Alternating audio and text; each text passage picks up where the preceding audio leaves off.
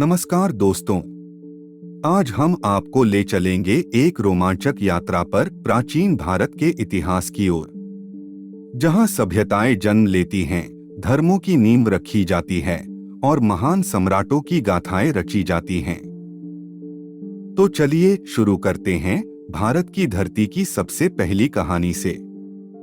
सिंधु घाटी सभ्यता, जो कि 3300 से 1300 ईसा पूर्व माना गया, यह भारत की पहली ज्ञात सभ्यता थी, जहां मोहनजोदड़ो और हड़प्पा जैसे शहर बसे थे।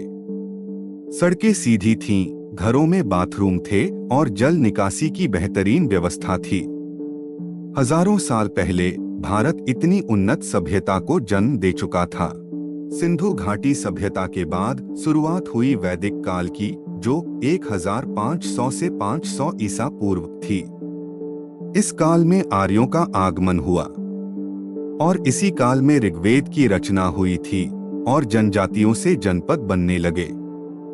धर्म, यज्ञ, गाय और वर्ण व्यवस्था सब यहीं से शुरू हुए। यह भारत के सामाजिक और धार्मिक ढांचे की नींव थी। इसके बाद आया महाजनपद काल, जो 600 से 322 ईसा पूर्व में था।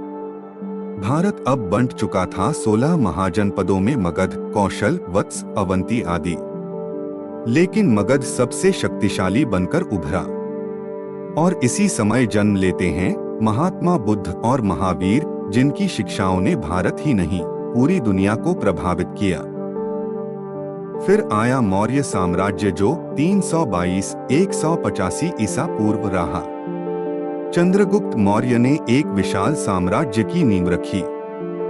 उनके प्रधानमंत्री चाणक्य ने अर्थशास्त्र जैसी रचना की।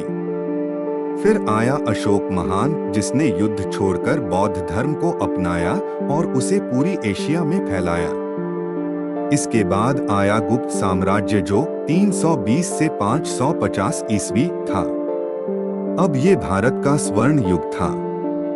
गुप्त साम्राज्य का काल, समुद्रगुप्त की तलवार और कालिदास की कविता, आर्यभट्ट की गणित और विज्ञान, ये सब इसी काल की देन थी। ये वो समय था जब भारत पूरे विश्व का ज्ञान गुरु था और इसके कुछ समय बाद हर्षवर्धन और दक्षिण भारत का दौर आया।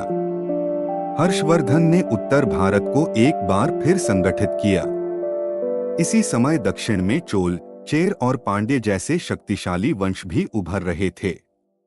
भारत अब मध्यकाल की ओर बढ़ रहा था, पर पीछे छोड़ गया था एक स्वर्णिम इतिहास।